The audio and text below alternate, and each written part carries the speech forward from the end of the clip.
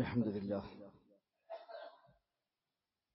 نحمده ونستعينه ونؤمن به ونتوكل عليه ونعوذ بالله من شرور أنفسنا ومن سيئات أعمالنا من يهده الله فلا مضل له ومن يضلل فلا هادي له وأشهد أن لا إله إلا الله وحده لا شريك له وأشهد أن محمدا عبده ورسوله أرسله بالهدى ودين الحق ليظهره على الدين كله ولو كره المشركون.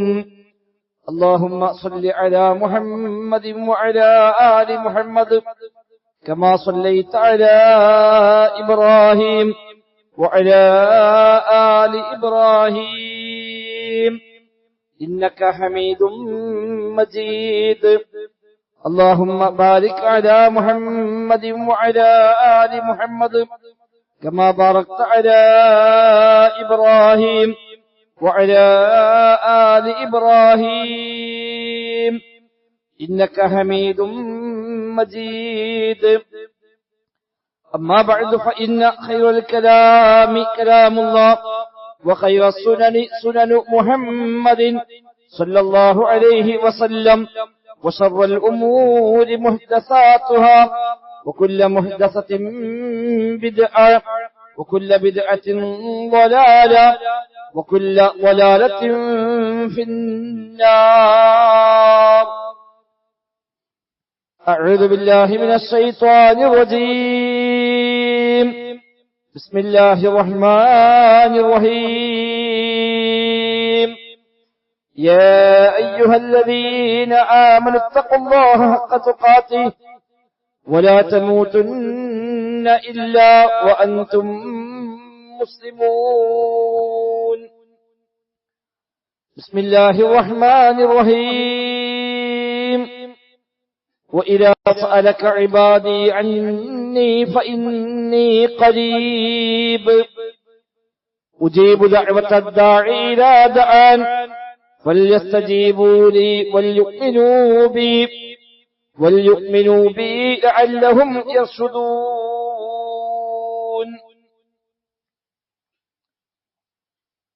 സത്യവിശ്വാസികളെ റഹ്മാനായ റബ്ബ് സുബ്ഹാനഹു വ തആലയുടെ നിയമനിർദ്ദേശങ്ങൾ കഴിവിന്റെ പരമാവധി ജീവിതത്തിൽ പാലിക്കുവാൻ പരിശ്രമിച്ചുകൊണ്ട് മുത്തഖീങ്ങളായി ജീവിക്കണേ എന്ന് പ്രത്യേകമായി ഓർമ്മപ്പെടുത്തുകയാണ്. റബ്ബ് സുബ്ഹാനഹു വ തആല നമുക്കെല്ലാം തൗഫീഖ് പ്രദാനം ചെയ്യുമാറാവട്ടെ. ജീവിതത്തിന്റെ എല്ലാ മേഖലയും അല്ലാഹു സുബ്ഹാനഹു വ തആല ഖൈറും ബറക്കത്തും നൽകി നമ്മയെല്ലാം അനുഗ്രഹിക്കുമാറാവട്ടെ. വിശുദ്ധ റമദാൻ അനുകൂലമായി സാക്ഷി പറയുന്ന ഭാഗ്യവാന്മാരിൽ റബ്ബ് സുബ്ഹാനഹു വ തആല നമ്മയെല്ലാം ഉൾപ്പെടുത്തി അനുഗ്രഹിക്കുമാറാവട്ടെ. ലക്ഷക്കണക്കായ മനുഷ്യന്മാർക്ക് ഓരോ ദിവസവും റബ്ബ് സുബ്ഹാനഹു വ തആല നരകമോക്ഷം തീരുമാനിക്കുമ്പോൾ ദുർബലരായ സാധുക്കളായ നമ്മയും അല്ലാഹു സുബ്ഹാനഹു വ തആല ഭാഗ്യവാന്മാരിൽ ഉൾപ്പെടുത്തി അനുഗ്രഹിക്കുമാറാവട്ടെ. സൂറത്തുൽ ബഖറയിലെ 186-ാമത്തെ വചനമാണ് ഓതിവെച്ചത്. സൂറത്തുൽ ബഖറയിൽ 183 മുതലുള്ള ആയത്തുകൾ നോമ്പുമായി ബന്ധപ്പെട്ട വിഷയങ്ങളാണ് പരാമർശിക്കുന്നത്. 183, 84, 85, 87 ഈ 4 ആയത്തുകൾ നോമ്പിന്റെ വ്യത്യസ്തങ്ങളായ വിധിവിലക്കുകളെയാണ് റബ്ബ് സുബ്ഹാനഹു വ തആല വിവരിക്കുന്നത്. അതിനിടയിൽ 186-ാമത്തെ വചനമാണ് ഇത്. ഇതിലെ വിഷയം നോമ്പല്ല, നോമ്പടക്കമുള്ള എല്ലാ ഇബാദത്തുകളും സ്വീകരിക്കപ്പെടാനുള്ള അടിസ്ഥാനമായ തൗഹീദാണ്, വിശ്വാസകാര്യമാണ്. ഈ 4 ആയത്തുകൾക്കിടയിലുള്ള ഈ ആയത്ത് അല്ലാഹു തആല പരാമർശിച്ചു. നിസ്കാരം ശരിയാകണമെങ്കിൽ വുളൂ നിർബന്ധമാണ് എന്നതുപോലെ ഏത് ഇബാദത്തും ശരിയാകണമെങ്കിൽ, സ്വീകരിക്കപ്പെടണമെങ്കിൽ വിശ്വാസം അതിന്റെ അനിവാര്യമാണ്. ഒരാൾ ദീർഘമായി നിസ്കരിച്ചു, ധാരാളമായി ഖുർആൻ ഓതി, സുജൂദും റുകൂഉം എല്ലാം ധാരാളമായി ദീർഘിപ്പിച്ചു, വളരെ ഭക്തി പൂർണ്ണമായി നിസ്കരിച്ചു, പക്ഷേ അയാൾക്ക് വുളൂ ഇല്ല എന്നാണെങ്കിൽ ആ ചെയ്തതെല്ലാം വൃഥാവിലാണ്, അതൊന്നും സ്വീകരിക്കപ്പെടുകയില്ല. എന്നതുപോലെയാണ് ഇസ്ലാമിൽ വിശ്വാസത്തിന്റെ സ്ഥാനം. ധാരാളം നന്മകൾ ചെയ്തു, ഒരുപാട് പുണ്യപ്രവൃത്തികൾ ചെയ്തു, പക്ഷേ വിശ്വാസം അല്ലാഹു മുസ്ലിം പഠിപ്പിച്ചതല്ല എങ്കിൽ ഈ കർമ്മങ്ങളെയൊന്നും കർമ്മങ്ങളായി സ്വീകരിക്കപ്പെടുകയില്ല, സ്വർഗത്തിലേക്ക് ഇത് പര്യാപ്തമാവുകയുമില്ല. വുളൂ ഇല്ലാത്തവന്റെ നിസ്കാരമാകാത്തതുപോലെ ഏത് ഇബാദത്തും ഇബാദത്തായി മാറണമെങ്കിൽ അതിനാവശ്യമായ അടിസ്ഥാനമാണ് വിശ്വാസം.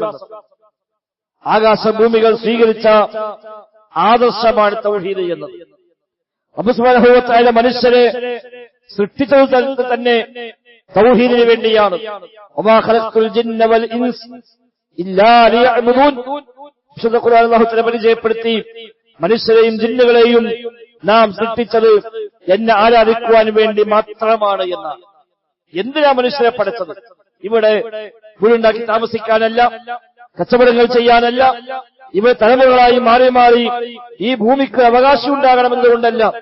അതൊക്കെ അനുബന്ധമായി നിശ്ചയിക്കപ്പെട്ട കാര്യങ്ങൾ മാത്രമാണ്. അടിസ്ഥാനപരമായി റബ്ബ് സുബ്ഹാനഹു വ തആല മനുഷ്യരെ സൃഷ്ടിച്ചത്, ജിന്നുകളെയും സൃഷ്ടിച്ചത് ഇല്ലാ ലിയഅ്ബുദൂൻ, എന്നെ മാത്രം ആരാധിക്കുവാൻ വേണ്ടി അല്ലാതെ മനുഷ്യരെയും ജിന്നുകളെയും നാം സൃഷ്ടിച്ചിട്ടില്ല എന്ന് സൂറത്തുൽ നാരിയാത്തിലെ 56-ാമത്തെ ആയത്ത് അല്ലാഹു തആല പരിചയപ്പെട്ടു.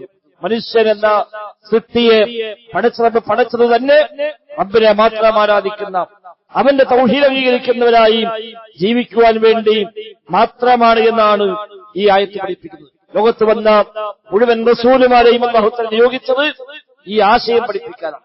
ആദം നബി സ്വല്ലല്ലാഹു അലൈഹി വസല്ലം മുതലുള്ള എല്ലാ അമ്പിയാക്കളും, നൂഹ് നബി സ്വല്ലല്ലാഹു മുതലുള്ള എല്ലാ റസൂലുമാരും അവരെല്ലാം നിയോഗിക്കപ്പെട്ടത് ഈ അടിസ്ഥാനം മനുഷ്യന്മാരെ ഓർമ്മപ്പെടുത്താനാണ്.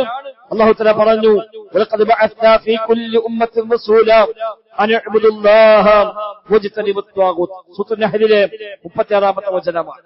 വലഖദ് ബഅസ്നാ ഫീ കുല്ലി ഉമ്മത്തിൻ റസൂലാ, എല്ലാ ഉമ്മത്തിനും നാം റസൂലുമാരെ അയച്ചിട്ടുണ്ട്. എന്തിനാ അയച്ചത്? അൻ ഇഅ്ബുദുല്ലാഹ, നിങ്ങൾ പടച്ച റബ്ബിനെ മാത്രം ആരാധിക്കണം എന്ന് പഠിപ്പിക്കുവാൻ. വജ്തനിബുത് ത്വാഗൂത്ത്, പടച്ച റബ്ബിനെ പുറമെ ആരാധിക്കപ്പെടുന്ന മുഴുവൻ ആരാധ്യരെയും മുഴുവൻ ദുർമൂർത്തികളെയും വെടിയണമെന്ന് കൂടി പഠിപ്പിക്കാനാണ് എല്ലാ റസൂലുമാരെയും നാം അയച്ചത് എന്ന് അല്ലാഹു തആല പഠിപ്പിക്കുകയാണ്. അതിനുവേണ്ടി അല്ലാതെ ഒരു റസൂൽ നിയോഗിക്കപ്പെട്ടിട്ടില്ല. എല്ലാ റസൂലുമാരും നിയോഗിക്കപ്പെട്ടത് ഈ ആശയം പറയാനാണ്, അല്ലാഹുവിനെ മാത്രം ആരാധിക്കണമെന്ന ആശയം പഠിപ്പിക്കാൻ. മറ്റായത്തിൽ അല്ലാഹു തആല പറഞ്ഞു, വമാ അർസൽനാ മിൻ ഖബ്ലിക മിർ റസൂലിൻ ഇല്ലാ നൂഹി ഇലൈഹി അന്നഹു ലാ ഇലാഹ ഇല്ലാ അനാ ഫഅ്ബുദൂൻ. സൂറത്തുൽ അംബിയായിലെ 25-ാമത്തെ വചനമാണ്. താങ്കൾക്ക് മുമ്പ് നാം അയച്ച എല്ലാ റസൂലുമാരും ആ റസൂലുമാർക്കെല്ലാം നാം നൽകിയ വഹ്യാണ് അന്നഹു ലാ ഇലാഹ ഇല്ലാ അനാ, തീർച്ചയായും ഞാനല്ലാതെ ഇലാഹില്ല, അതിനാൽ ഫഅ്ബുദൂൻ, എന്നെ മാത്രം ആരാധിക്കണേ എന്ന വഹ്യ് നൽകാതെ നബിയെ താങ്കൾക്ക് മുമ്പ് ഒരു റസൂലിനെയും നാം അയച്ചിട്ടില്ല എന്ന് സൂറത്തുൽ അംബിയായിലെ 25-ാമത്തെ ആയത്തിലും അല്ലാഹു തആല പഠിപ്പിച്ചു. മാത്രവുമല്ല, വസ്അൽ മൻ അർസൽനാ മിൻ ഖബ്ലിക മിൻ റസൂലിനാ അജഅൽനാ മിൻ ദൂനി റഹ്മാനി ആലിഹതൻ യുഅ്ബദൂൻ. നബിയെ, മുൻകഴിഞ്ഞു പോയ അമ്പിയാക്കളോട് ചോദിച്ചു നോക്കൂ, അവരുടെ സമുദായത്തോട് ചോദിച്ചു നോക്കൂ, അവരോട് ആരോടെങ്കിലും റബ്ബല്ലാത്തവരെ ആരാധിക്കുവാൻ നാം നിശ്ചയിച്ചിട്ടുണ്ടോ എന്ന് ചോദിക്കൂ നബിയെ എന്ന് മിഅ്റാജ് യാത്രയിൽ റബ്ബിറക്കിയ വചനമാണ്. മിഅ്റാജ് യാത്രയിൽ അല്ലാഹുവിന്റെ റസൂൽ സ്വല്ലല്ലാഹു അലൈഹി വസല്ലമക്ക് എല്ലാ അമ്പിയാക്കളെയും ഒരുമിച്ച് കൂട്ടപ്പെട്ടു. അവർക്ക് ഇമാമായി നബി തങ്ങൾ നിസ്കരിച്ചു. നിസ്കാരം കഴിഞ്ഞപ്പോൾ ജിബ്രീൽ സ്വല്ലല്ലാഹു അലൈഹി വസല്ലം വന്നുകൊണ്ട് പറഞ്ഞു, വസ്അൽ മൻ അർസൽനാ മിൻ ഖബ്ലിക മിൻ റസൂലിനാ എന്ന ഈ ആയത്ത്. ഇതാ നബിയെ, താങ്കൾക്ക് മുമ്പ് അയക്കപ്പെട്ട റസൂലുമാരെല്ലാവരും ഉണ്ട് ഇവിടെ. ചോദിക്കൂ അവരോട് ആരോടെങ്കിലും അല്ലാഹു തആല കൽപ്പിച്ചിരുന്നു റബ്ബല്ലാത്തവരെ ആരാധിക്കണമെന്ന് പറഞ്ഞിട്ടുണ്ടായിരുന്നു എന്ന് ചോദിക്കുക. നബി തങ്ങൾ പറഞ്ഞു, അസ്അലു ലിഅന്നി ലസ്തു ബിശാക്കിൻ, ഞാൻ ചോദിക്കുന്നില്ല, കാരണം എനിക്കക്കാര്യത്തിൽ സംശയമില്ല. എനിക്കതിൽ സംശയമില്ല. ലോകത്ത് വന്ന എല്ലാ അമ്പിയാക്കളും റബ്ബിനെ മാത്രം ആരാധിക്കാനാണ് പഠിപ്പിച്ചത് എന്ന കാര്യത്തിൽ എനിക്ക് സംശയമില്ല, അതിനാൽ ചോദിക്കേണ്ട കാര്യമില്ല എന്ന് അല്ലാഹുവിന്റെ റസൂൽ സ്വല്ലല്ലാഹു അലൈഹി വസല്ലം പ്രതികരിക്കുന്നു. കാരണം തൗഹീദിന്റെ വിഷയത്തിൽ അത്രയും ബോധ്യമുള്ള ഒന്നാമത്തവർ അള്ളാഹുവിന്റെ റസൂലാണല്ലോ സല്ലല്ലാഹു അലൈഹി വസല്ലം. നബി തങ്ങൾ പറയുന്ന ധാരാളമായ ഹദീസുകളും ഈ ആശയം കാണാം. അഫ്ദലു മാ ഖുൽതു അന വന്നബിയ്യൂന മിൻ ഖബ്ലി ഖൗലു ലാ ഇലാഹ ഇല്ലല്ലാഹ് വഹ്ദഹു ലാ ശരീക.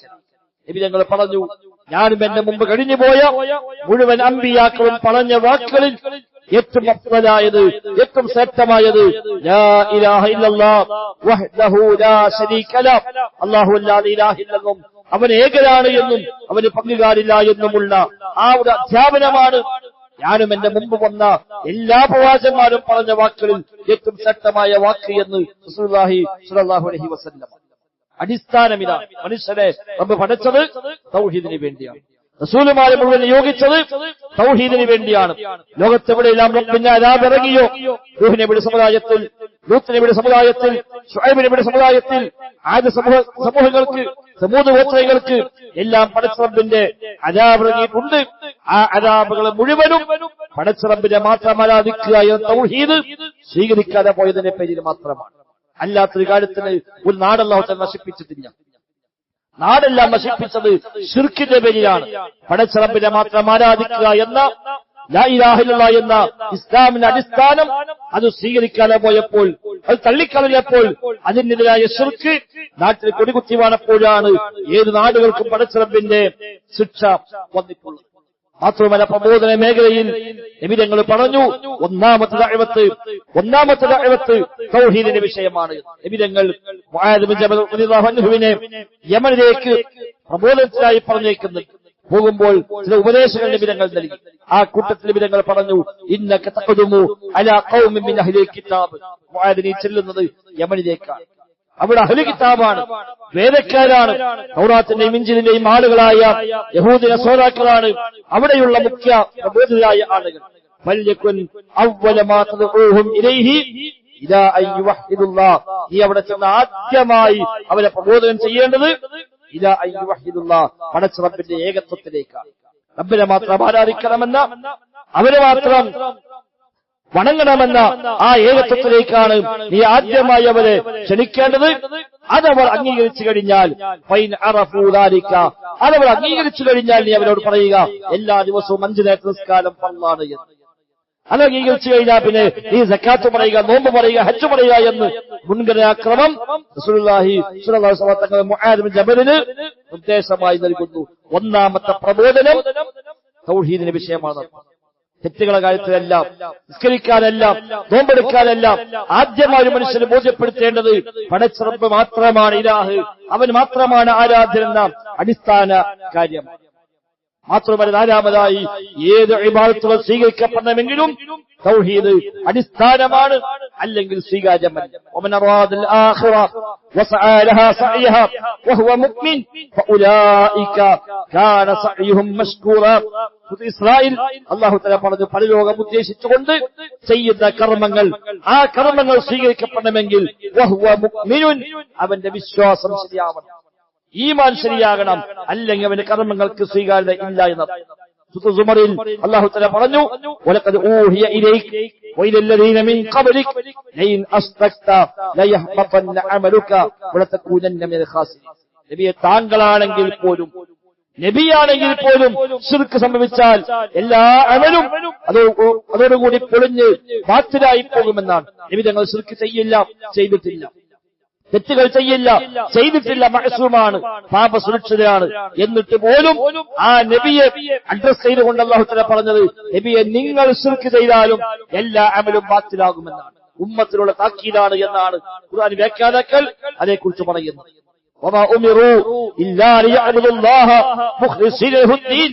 വമാ ഉമിറു, അവർ കൽപ്പിക്കപ്പെട്ടിട്ടില്ല, ഇല്ലാ ലിയഅബ്ദുല്ലാഹ, പടച്ച റബ്ബിനെ മാത്രം ആരാധിക്കാനല്ലാതെ, മുഖ്ലിസീന ലഹുദ്ദീൻ, നിഷ്കളങ്കമായി പടച്ച റബ്ബിനെ മാത്രമായി കീഴ്വണക്കവനെ മാത്രമാക്കിക്കൊണ്ട് ഇബാദത്ത് ചെയ്യാനാണ് അല്ലാഹു തആല കൽപ്പിച്ചതെന്നർത്ഥം.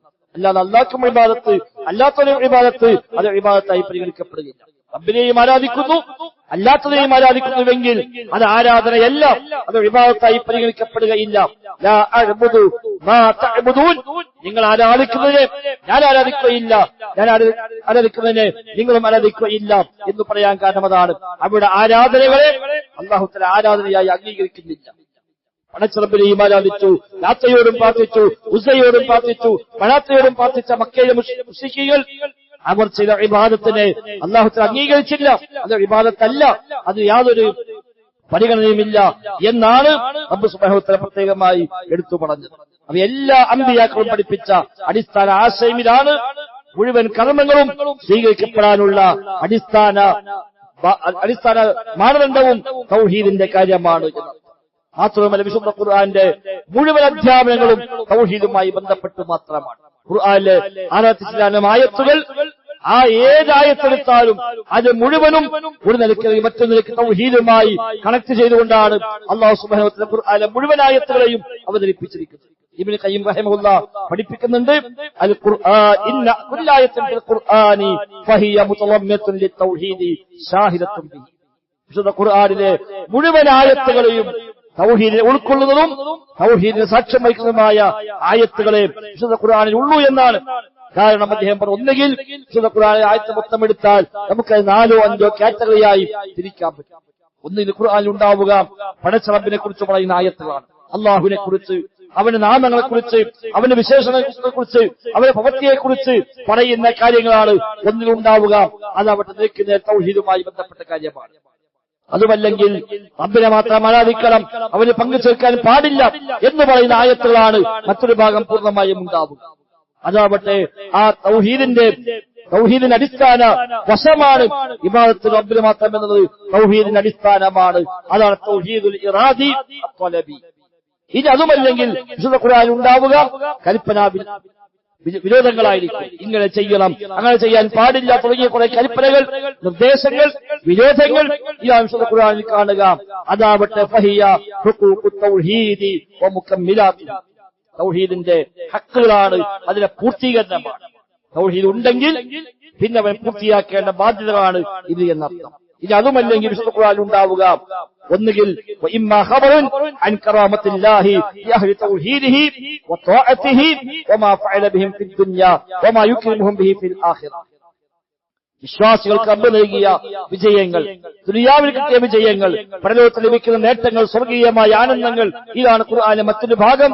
അതാവട്ടെ വഹുവ ജസാഉ തൗഹീദിഹി, തൗഹീദിന്റെ പ്രതിഫലമാണ്. തൗഹീദ് സ്വീകരിച്ചാൽ ലഭിക്കുന്ന നേട്ടമാണ് അതിന്റെ ഉള്ളടക്കമെന്നർത്ഥം. ഇനി അതുമല്ലെങ്കിൽ വിശുദ്ധ ഖുർആനിൽ ഉണ്ടാവുക ഇമ്മാ ഖബറുൻ അൻ അഹ്ലി ശിർക്കി വമാ ഫഅല ബിഹിം ഫിദ് ദുനിയ മിനൻ നകാരി വമാ യഹല്ലു ബിഹിം ഫിൽ ഉഖബ മിന അദാബ്. അതുമല്ലെങ്കിൽ വിശുദ്ധ ഖുർആനിൽ കാണുക ശിർക്ക് ചെയ്ത ആളുകളെ നശിപ്പിച്ച കുറെ ചരിത്രങ്ങൾ, നാടുകൾ നശിപ്പിച്ച കുറെ ചരിത്രങ്ങൾ, അവർക്കുണ്ടായ പരാജയങ്ങൾ, അവർക്ക് നാളെ പരലോകത്ത് ലഭിക്കാൻ പോകുന്ന ശിക്ഷകൾ, നരകയാതനകൾ, ഇതാ ഖുർആനിലെ മറ്റൊരു ഭാഗം. അതാവട്ടെ തൗഹീദിനെ തള്ളിക്കളഞ്ഞ ആളുകൾക്ക് ലഭിക്കുന്ന പ്രതിഫലമാണ്. അങ്ങനെ നോക്കിയാൽ ഫൽ ഖുർആനു കുല്ലുഹു ഫി തൗഹീദി വഹുഖൂഖിഹി വജസാഇഹി വഫി ശഅനി ശിർക്കി വഅഹ്ലിഹി വജസാഇഹി. ഖുർആൻ മുഴുവനും തൗഹീദുമായി ബന്ധപ്പെട്ടാണ്. തൗഹീദിന്റെ പൂർത്തീകരണം, തൗഹീദിന്റെ പ്രതിഫലം, തൗഹീദ് സ്വീകരിച്ചാൽ ലഭിക്കുന്ന നേട്ടങ്ങൾ, തള്ളിക്കളഞ്ഞാൽ ലഭിക്കുന്ന ദോഷങ്ങൾ, നഷ്ടങ്ങൾ, ദുനിയാവിലെ നഷ്ടങ്ങൾ, പരലോകത്തെ നഷ്ടങ്ങൾ, ഇതാണ് ഖുർആൻ മുഴുവനുമുള്ളത്. ഇതല്ലാത്തൊരായത്ത് വിശുദ്ധ ഖുർആനിൽ ഇല്ല. ഖുർആനിൽ എവിടെ ചരിത്രം പറഞ്ഞാലും തൗഹീദിന്റെ വിജയത്തിന്റെ ചരിത്രമാണ്, ശിർക്കിന്റെ ആളുകളെ പരാജയപ്പെട്ട ചരിത്രമാണ്. അല്ലാതെ കേവലം ചരിത്രം പറയാൻ വേണ്ടി ഖുർആനിൽ ഒന്നും പറഞ്ഞിട്ടില്ല. വിശുദ്ധ ഖുർആനിലെ മുഴുവൻ അധ്യാപനങ്ങളും തൗഹീദുമായി ബന്ധപ്പെട്ട കാര്യമാണ്. മാത്രവുമല്ല തൗഹീദ് ഉണ്ടെങ്കിൽ അല്ലാഹു സുബ്ഹാനഹു വ തആല പാപങ്ങളെ പുറത്തു കൊടുക്കുമെന്നും, തൗഹീദോടെ മരിച്ചാൽ സ്വർഗ്ഗമുണ്ട് എന്നും, തൗഹീദ് ഇല്ലാതെ മരിച്ചാൽ നരകമാണ് എന്നും ധാരാളം ആയത്ത് ഹദീസുകൾ നമ്മെ പഠിപ്പിക്കുന്ന യാഥാർത്ഥ്യമാണ്. നബി തങ്ങൾ പറയുന്ന ഹദീസിൽ കാണാം ഖാല അല്ലാഹു തആല, അല്ലാഹു തആല പറയുന്നു എന്നാണ്. അല്ലാഹു പറയുന്നു യബ്ന ആദം, മനുഷ്യപുത്ര എന്ന് വിളിച്ചുകൊണ്ട് അല്ലാഹു തആല പറയുന്ന, നബി തങ്ങൾ പറയുന്ന ഖുദ്സിയായ ഹദീസ്. അല്ലാഹു പഠിപ്പിക്കുന്നു, മനുഷ്യപുത്ര നീ എന്നോട് എത്ര പ്രാർത്ഥിച്ചാലും, നീ എന്നെ എത്ര പ്രതീക്ഷിച്ചാലും ഞാൻ എനിക്കതെല്ലാം പുറത്തു തരാം, എനിക്കത് പ്രശ്നമേ അല്ല. എന്നാൽ ലൗ ബലഗത് ദുനൂബുക അനാ അസ്സമാഇ ثم استغفرتني وغفرت لك ولا ഉബാലി. ആകാശം മുട്ടെ പാപങ്ങൾ നീ ചെയ്താലും ശരി, എന്നിട്ട് എന്നോട് ഇസ്തിഗ്ഫാർ നടത്തിയാൽ പൊറുക്കണേ അല്ലാഹ് എന്ന് പറഞ്ഞാൽ ഞാൻ പുറത്തു തരാം, എനിക്കത് പ്രശ്നമില്ല. ابن آدم إنك لو أتيتني بقراب الأرض خطايا ആദമിന്റെ പുത്ര, നീ ഭൂമി നിറയാൻ മാത്രം പാപങ്ങളുമായാണ് എന്റെ അടുത്തേക്ക് വരുന്നതെങ്കിലും ശരി, ശിർക്ക് ചെയ്തിട്ടില്ല എങ്കിൽ, എന്നിൽ പങ്കു ചേർത്തിട്ടില്ല എങ്കിൽ, അല്ലാത്ത തിന്മകൾ ആകാശമുട്ടയുണ്ട്, അല്ലെങ്കിൽ ഭൂമി നിറയാൻ മാത്രമുണ്ട്, ആ നിൽക്കാൻ നീ എന്റെ അടുത്തേക്ക് വരുന്നത്, എന്നാലും ശരി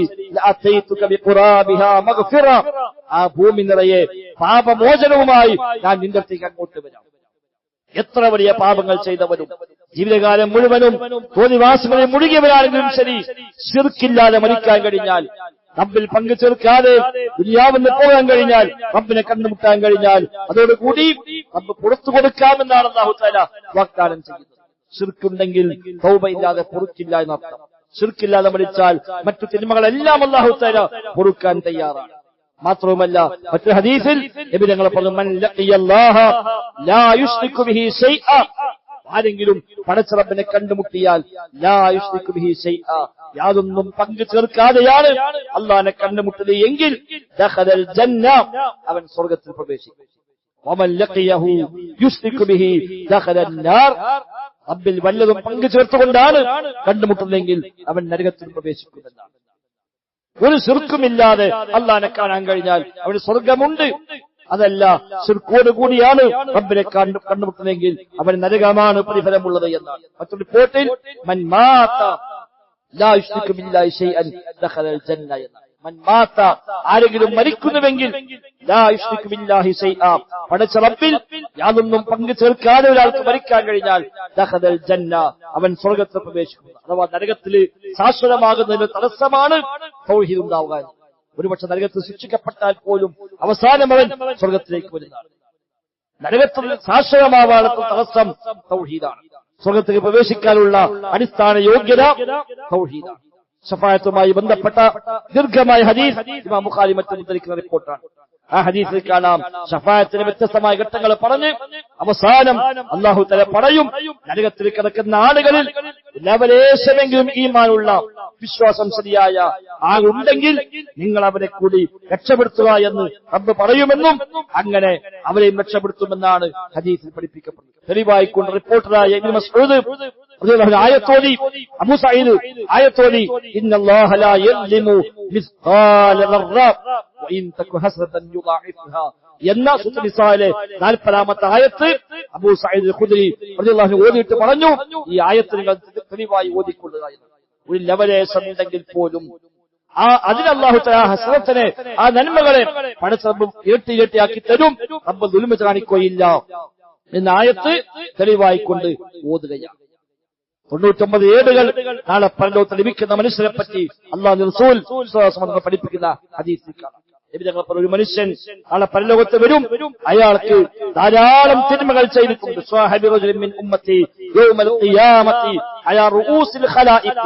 എന്റെ ഉമ്മത്തിൽപ്പെട്ട ഒരാളെ നാളെ ഖിയാമത്തിൽ ജനകോടികൾക്ക് മുമ്പിൽ അയാളെ വിളിക്കപ്പെടുമെന്നാണ്.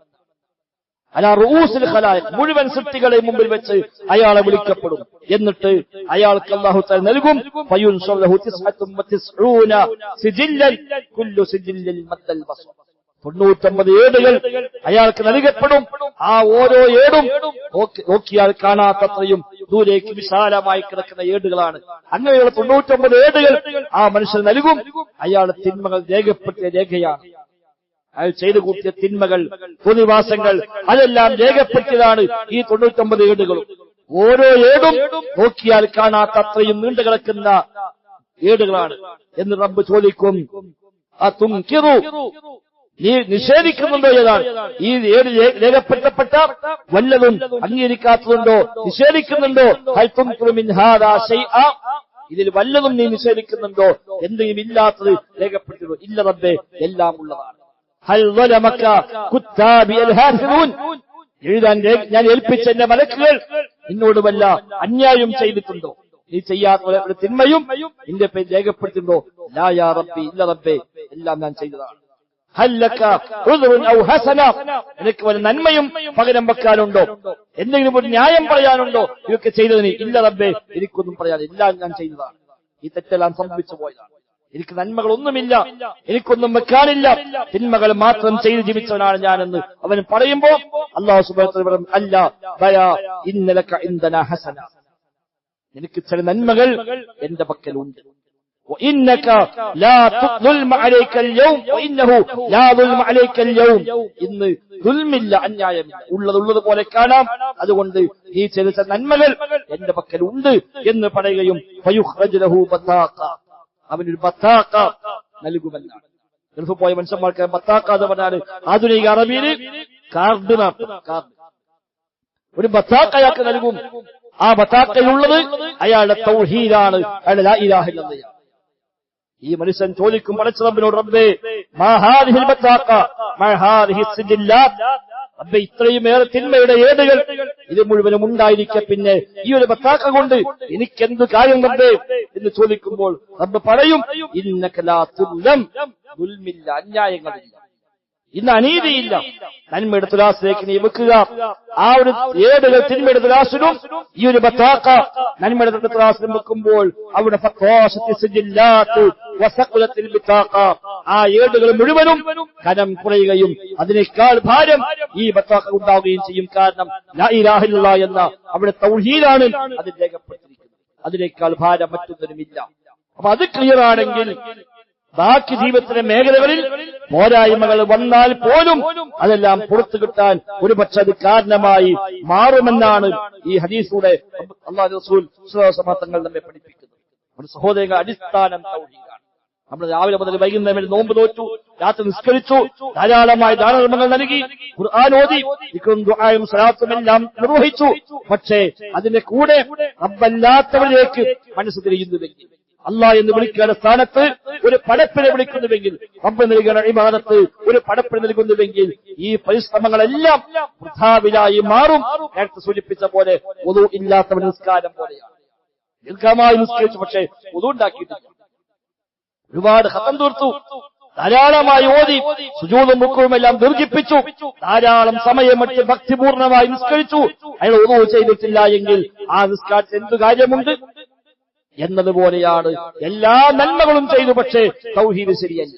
റബ്ബേ എന്ന് വിളിക്കേണ്ട സ്ഥാനത്ത് പടപ്പുകളെ വിളിക്കുന്നു. അമ്പിയാക്കളായാലും ശരി, മലക്കായാലും ശരി, മഹാന്മാരായാലും ശരി, ജിന്നായാലും ശരി, മലക്കായാലും ശരി, ഏത് പടപ്പാണെങ്കിലും ശരി, അല്ലാഹ് എന്ന് വിളിക്കേണ്ട വിളി ഒരു പടപ്പിലേക്ക് പോകുന്നുവെങ്കിൽ അവന്റെ മുഴുവൻ അമലും അതോടെ ബാത്തിലായി പോവുകയാണ്. കാരണം ലാ ഇലാഹ ഇല്ലല്ലാഹ്, അല്ലാഹു അല്ലാതെ ഇലാഹില്ല. ഇബാദത്തുകൾ സമർപ്പിക്കപ്പെടാൻ അർഹതയുള്ളവൻ റബ്ബല്ലാത്ത മറ്റാരുമില്ല. എന്താ ഇബാദത്ത്? അല്ലാഹു കൽപ്പിച്ച, അല്ലാഹു നിർദ്ദേശിച്ച വാക്കുകളും പ്രവൃത്തികളും അടങ്ങുന്ന എല്ലാത്തിനുമുള്ള പേരാണ് ഇബാദത്ത്. ഇസ്മുൻ ജാമിഉൻ ലികുല്ലി മാ യുഹിബ്ബുഹുല്ലാഹു വയല്ലാഹു ലിൽ അഖ്വാലി വൽ അഅ്മാലിൽ ളാഹിറത്തി വൽ ബാത്തില എന്നാണ് ഇബാദത്തിന്റെ നിർവചനം.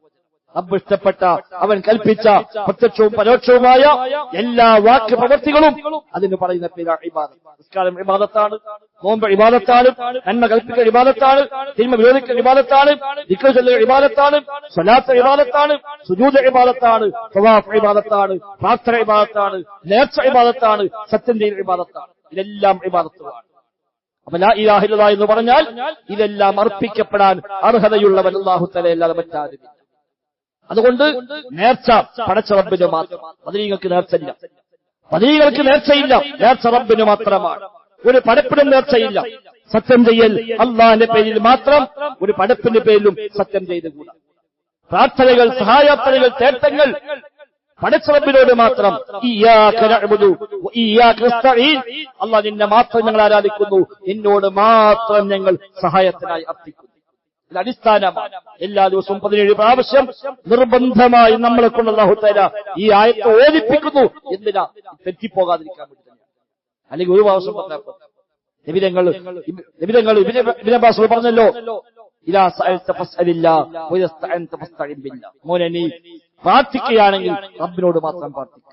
സഹായം തേടുന്നുവെങ്കിൽ അല്ലാഹുവിനോട് മാത്രം സഹായം തേടുക എന്ന് തോളിൽ കൈയിട്ടുകൊണ്ടാണ് ചെറുപ്പക്കാരനായ ഇബ്നു അബ്ബാസിന് നബിതങ്ങൾ നൽകുന്ന ഉപദേശം നമുക്ക് കാണാൻ കഴിയും. അടിസ്ഥാനമാണ്. നേർച്ച വഴിപാടുകൾ പടച്ച റബ്ബിന് മാത്രമാണ്. ബലികർമ്മങ്ങൾ അല്ലാഹുവിന് വേണ്ടി മാത്രമാണ്. നബിതങ്ങൾ പറഞ്ഞു, ലഅനല്ലാഹു മൻ ദബഹ ലിഗൈരില്ലാ, അല്ലാഹു അല്ലാത്തവർക്ക് വേണ്ടി വല്ലവനും അറക്കുന്നുവെങ്കിൽ അല്ലാഹു അവനെ ശപിച്ചിരിക്കുന്നുവെന്നാണ് ഇമാം മുസ്ലിം റിപ്പോർട്ട് ചെയ്ത ഹദീസ്. 4 കാര്യം നബി തങ്ങൾ പഠിപ്പിച്ചോളാം. ഒറ്റ ഹദീസ്. 4 കാര്യം അല്ലാഹ് ശപിച്ചിരിക്കുന്നു. ഒന്നാമത്തെ കാര്യം ഇതാണ്, ലഅനല്ലാഹു മൻ ദബഹ ലിഗൈരില്ലാഹ്. അല്ലാഹുവിற்கு വേണ്ടി അറുക്കുന്നുവെങ്കിൽ അവൻ അല്ലാഹ് ശപിച്ചിരിക്കുന്നു. അത് നബിക്ക് വേണ്ടി അർത്താലും ശരി, വലിയന് വേണ്ടി അർത്താലും ശരി, മദീനയ്ക്ക് വേണ്ടി അർത്താലും ശരി, ഏത് പടപ്പിന്റെ പ്രീതി കാണിച്ചുകൊണ്ട് അറവ് നിർവഹിച്ചാലും ശരി, ആ ബലികർമ്മം ഇബാദത്താണ്. അത് പടപ്പിന് പോകുമ്പോൾ അവർക്കുള്ള ഇബാദത്തായി അവൻ അല്ലാഹ് ശപിച്ചുവെന്ന് റസൂലുള്ളാഹി സ്വല്ലല്ലാഹു അലൈഹി വസല്ലം. രണ്ടാമത് പറഞ്ഞത് ലഅനല്ലാഹു മൻ ലഅന വാലിദൈഹി. സ്വന്തം മാതാപിതാക്കളെ ശപിക്കുന്നവനെ അല്ലാഹ് ശപിച്ചിരിക്കുന്നു.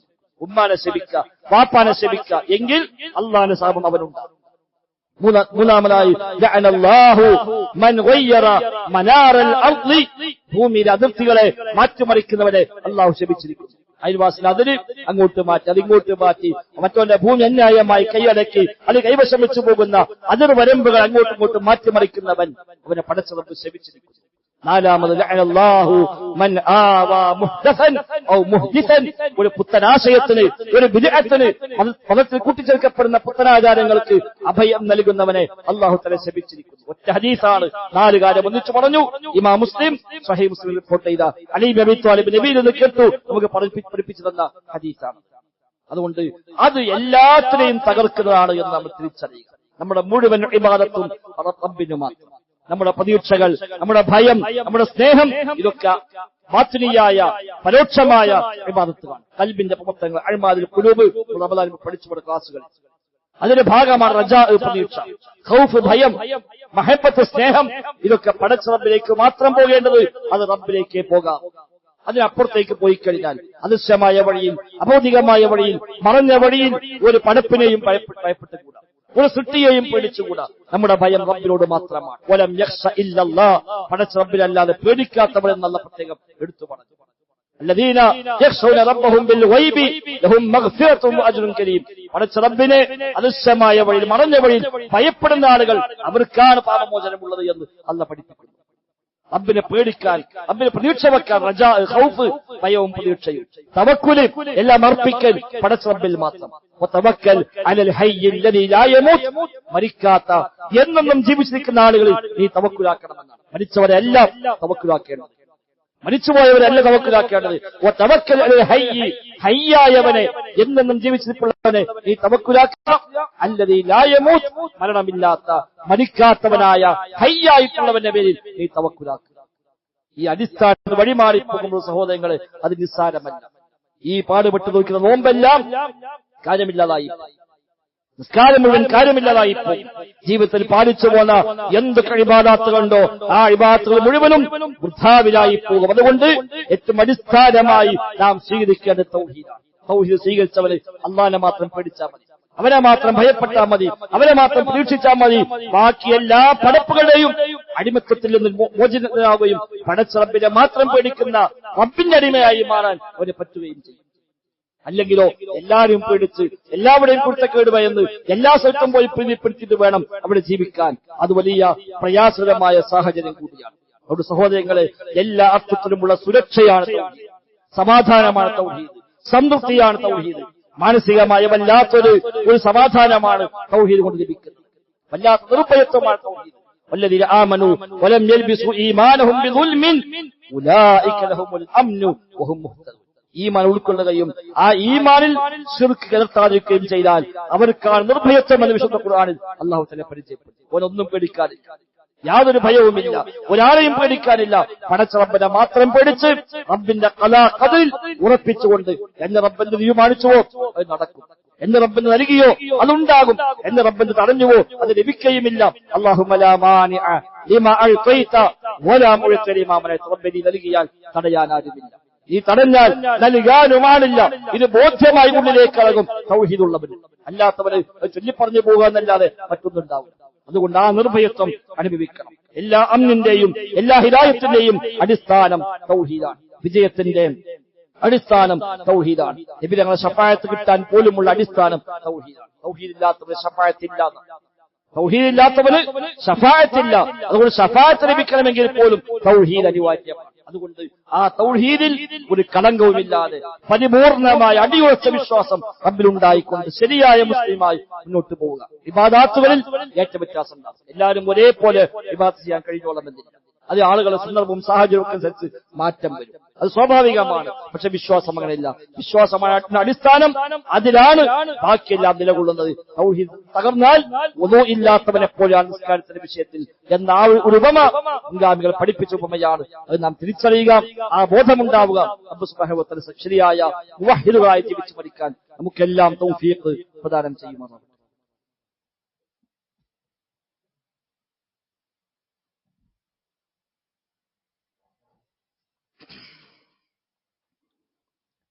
الحمد لله نحمده ونستعينه ونؤمن به ونتوكل عليه. اللهم صل على محمد وعلى آل محمد كما صليت على إبراهيم وعلى آل إبراهيم إنك حميد مجيد. സഹോദരിമാരെ, റഹ്മാനായ റബ്ബ് സുബ്ഹാനഹു വ തആലയുടെ നിയമനിർദ്ദേശങ്ങൾ കഴിവിന്റെ പരമാവധി ജീവിതത്തിൽ പാലിക്കുവാൻ പരിശ്രമിച്ചുകൊണ്ട് മുത്തഖീങ്ങളായി ജീവിക്കണമെന്ന് ഒരിക്കൽ കൂടെ ആവർത്തിച്ച് ഓർമ്മപ്പെടുത്തുകയാണ്. അല്ലാഹു സുബ്ഹാനഹു വ തആല നമുക്കെല്ലാം തൗഫീഖ് പ്രദാനം ചെയ്യുമാറാകട്ടെ. ഇസ്ലാമിക ലോകത്തുണ്ടായ മുഴുവൻ ഏറ്റുമുട്ടലുകളും തൗഹീദും ശിർക്കും തമ്മിലുള്ള ഏറ്റുമുട്ടലായിരുന്നു. ബദറും ഉഹദും ഖന്ദഖും ഹുനൈനും അടക്കമുള്ള ധാരാളം ഏറ്റുമുട്ടലുകൾ ചെറുതും വലുതുമായി നബി തങ്ങളുടെ ജീവിതകാലത്ത് നടന്നിട്ടുണ്ട്. ശേഷം ഖലീഫമാരുടെ കാലഘട്ടത്തിലും ഉണ്ടായിട്ടുണ്ട് വ്യത്യസ്തമായ യുദ്ധങ്ങൾ. അതൊക്കെ എന്തിനു വേണ്ടിയായിരുന്നു എന്നത് പരിശോധിക്കുമ്പോൾ ലാ ഇലാഹ ഇല്ലല്ലാഹ് സ്വീകരിച്ചവരും അല്ലാത്തവരും തമ്മിലുള്ള ഏറ്റുമുട്ടലാണ്. തൗഹീദിന് വേണ്ടി ശിർക്കിനെതിരായിട്ടുള്ള പോരാട്ടമാണത്. വിശിഷ്യ ബദർ എന്ന റബ്ബിനെ മാത്രമേ ആരാധിക്കാവൂ എന്ന, അവരെ മാത്രമേ പ്രാർത്ഥിക്കാവൂ എന്ന അടിസ്ഥാന ആശയം പ്രബോധനം ചെയ്യുകയും അത് സ്വീകരിക്കാതെ പോയ മക്കയിലെ അവിശ്വാസി ലാത്തയെയും ഉസ്സയെയും മനാത്തയെയും അടക്കമുള്ള മഹാന്മാരെ വിളിച്ചു പ്രാർത്ഥിച്ചവർ, ആരാധിച്ചവർ. ലാത്തയും ഉസ്സയും ഒക്കെ സ്വാലിഹായ മനുഷ്യന്മാരായിരുന്നു. ഇബ്നു അബ്ബാസ് റളിയല്ലാഹു അൻഹു പഠിപ്പിക്കുന്നത് അസ്മാഉ റിജാലിൻ സ്വാലിഹീൻ എന്നാണ്. സ്വാലിഹീങ്ങളായ ആളുകളെ പേരാണ് ഇതിൽ പലതും. ലാത്തയെ പറ്റി പ്രത്യേകം പറഞ്ഞു, ലാത്ത കാന റജുലൻ സ്വാലിഹൻ, സ്വാലിഹായ മനുഷ്യരായിരുന്നു ലാത്ത. ഇത്തു സബീഖ ലിൽ ഹാജ്, ഹാജിമാർക്ക് വേണ്ടി സബീഖ് ഉണ്ടാക്കി കൊടുത്തിരുന്ന ആളാണ് ലാത്ത. സബീഖ് എന്നാൽ നമ്മളെ തരിക്കഞ്ഞി പോലെ പായസം പോലെയുള്ള അന്നത്തെ അവിടുത്തെ ഒരു രീതിയാണ് സബീഖ്.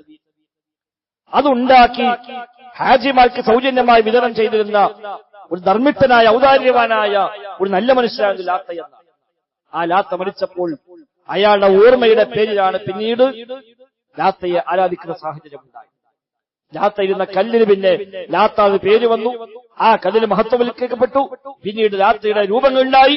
പിന്നെ നാടൊന്നാകെ കഅബയിലടക്കം ലാത്തയുടെ വിഗ്രഹം സ്ഥാപിക്കുന്ന സാഹചര്യം പിന്നീട് വന്നു. ഉസ്സയും അങ്ങനത്തെ. ഉസ്സയുടെ പേര് ഒരു മരമാണ് ഉണ്ടായത്. ഉസ്സ ഇരുന്നൊരു മരം, ഉസ്സയുടെ സ്പർശനമേറ്റൊരു മരം എന്ന് പറഞ്ഞുകൊണ്ട് ഒരു മരം പ്രത്യേകമായി അവരിങ്ങനെ ബഹുമാനിച്ച് ആദരിച്ചു കൊണ്ടുനടന്ന് അതാണ് പിന്നീട് ഉസ്സയെ ആരാധിക്കുന്ന അവസ്ഥയ്ക്ക് എത്തിയത്. മനാത്ത ത്വയ്ഫിലുണ്ടായത് വലിയൊരു പാറക്കെട്ടായി, വലിയൊരു പാറക്കെട്ട്. അതിനെന്തോ പ്രത്യേകതയുണ്ട് എന്ന് കൽപ്പിക്കുകയും അത് ചില മഹാന്മാരേക്ക് ചേർത്തി പറഞ്ഞുകൊണ്ട് അത് പിന്നീട് വിളിച്ചു പ്രാർത്ഥിക്കപ്പെടുന്ന ആനന്ദിക്കപ്പെടുന്ന സാഹചര്യമായി മാറുകയുമാണ് ഉണ്ടായത്. അവിടെയാണ് ബദർ ഉണ്ടായത്. പടച്ചറബിനെ മാത്രമേ ആരാധിക്കാവൂ, അവരോട് മാത്രമേ പ്രാർത്ഥിക്കാവൂ എന്ന അടിസ്ഥാന ആശയവും അതല്ല. ഈ കണ്ടു കാണപ്പെട്ട ഈ മഹാന്മാരൊക്കെ തേടപ്പെടാവുന്നവരാണ്, പ്രാർത്ഥിക്കപ്പെടാവുന്നവരാണ് എന്ന ആശയം തമ്മിലാണ് യഥാർത്ഥത്തിൽ ബദർ ഉണ്ടായത്. ഇന്ന് ആ ബദരീങ്ങളുടെ പേരിൽ ഈ ശിർക്കിന്റെ ആശയമാണ് നടക്കുന്നത്. റമദാൻ മാസത്തിന് പോലും ബദരീങ്ങളെ വെച്ച് പ്രാർത്ഥിക്കുന്ന വരികൾ ഇന്നും നാളെയുമായി വ്യാപകമായി പള്ളികളിൽ വെച്ച് പ്രഖ്യാപിക്കപ്പെടാൻ പോകും. ലാ ഇലാഹ ഇല്ലല്ലാഹ് എന്ന് പ്രഖ്യാപിക്കാൻ വേണ്ടി സ്ഥാപിക്കപ്പെട്ട പള്ളികൾ വഅന്നൽ മസാജിദ ലില്ലാഹി ഫലാ തദഉ മഅല്ലാഹി അഹദ എന്ന് വിശുദ്ധ ഖുർആൻ സൂറത്തുൽ ജിന്നിൽ അല്ലാഹു തആല പരിചയപ്പെടുത്തി. തീർച്ചയായും പള്ളികൾ അല്ലാഹുവിന്റേതാണ്. കമ്മിറ്റിക്കാരെ പലരുണ്ടാവും, കമ്മിറ്റിക്കാരെ പലരുമായിരിക്കാം. കുടുംബ പള്ളി ഉണ്ടാവും, മുത്തവല്ലി ഉണ്ടാവും, സംഘടനക്കാരെ പള്ളി ഉണ്ടാവും, സുന്നിപ്പള്ളി മുജാഹിദ് പള്ളിയൊക്കെ ഉണ്ടാകും. അത് കൈകാര്യകർത്താക്കൾ മാത്രം. പള്ളിയെല്ലാം അല്ലാഹു. സംഘടനക്കാർക്കും പള്ളി, കമ്മിറ്റിക്കാർക്ക് പള്ളി, അവരതിന് കൈകാര്യകർത്താക്കൾ മാത്രമാണ്. പള്ളി പടച്ചറബിന് വേണ്ടി വഖഫ് ചെയ്ത സ്ഥലമാണ്. അതിന് ഉടമാവകാശി അല്ലാഹുവാണ്. ആർക്കും ഉടമാവകാശമില്ല. അതുകൊണ്ടല്ലേ പള്ളി വിൽക്കാൻ പറ്റുന്നത്. പള്ളിന്റെ സാധനം വിൽക്കാൻ പറ്റുന്ന കാരണം അത് വഖഫാണ്, അല്ലാഹുക്കുള്ളതാണ്. ഉടമാവകാശമില്ല. ഉടമാവകാശം ഇല്ലാത്തതുകൊണ്ട് അത് ക്രയവിക്രയ അധികാരവുമില്ല.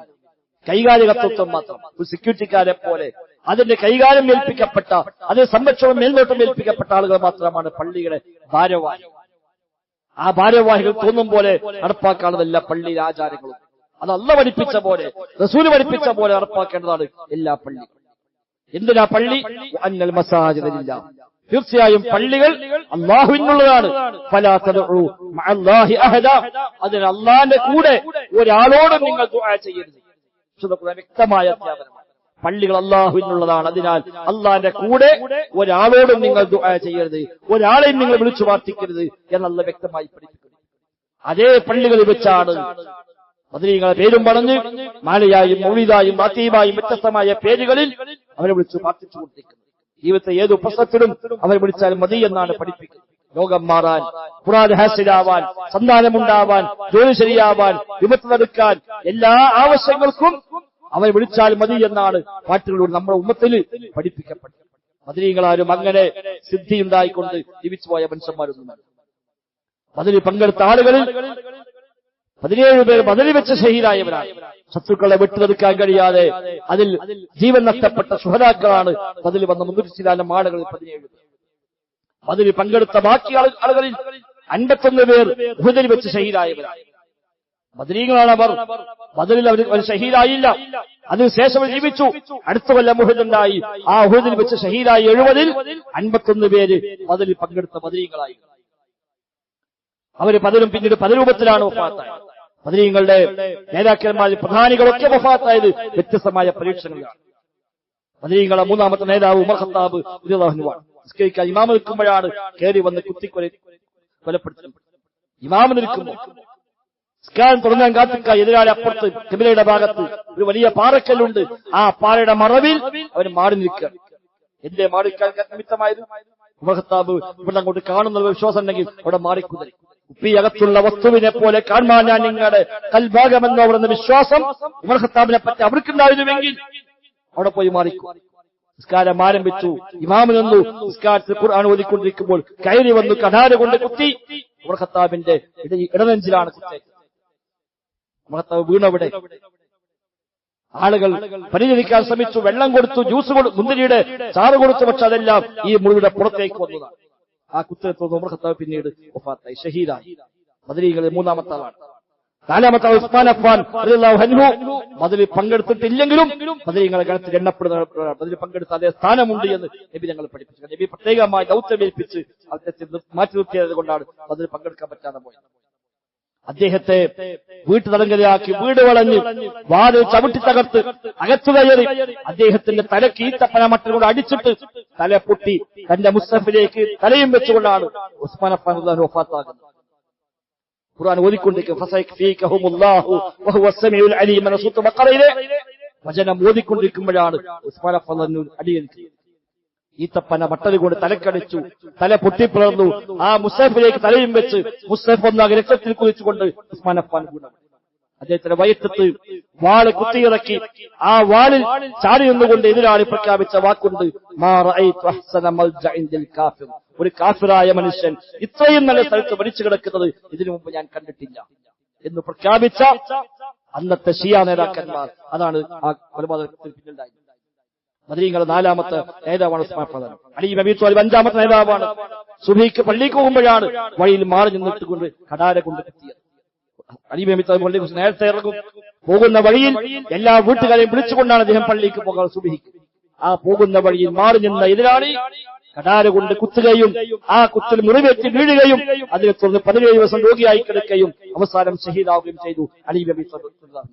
അഞ്ചാമത്തെ നേതാവ് അബൂ ഉബൈദ ഫ്ലാഗ് പിടിച്ച് മരിച്ചവരാണ്. ആറാമത്തെ നേതാവ് അംർ ഇബ്നു ആസ് ഫ്ലാഗ് ബാധിച്ച് മരിച്ചവരാണ്.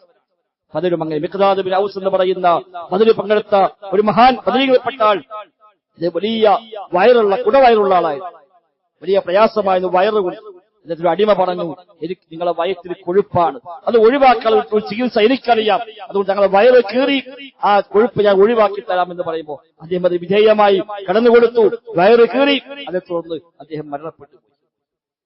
അതിൽ പങ്കെടുത്ത 151 ആളുകൾ വ്യത്യസ്തമായ ഇത്തരം പരീക്ഷണങ്ങളിലൂടെയാണ് പിന്നീട് വഫാത്താകുന്നത്.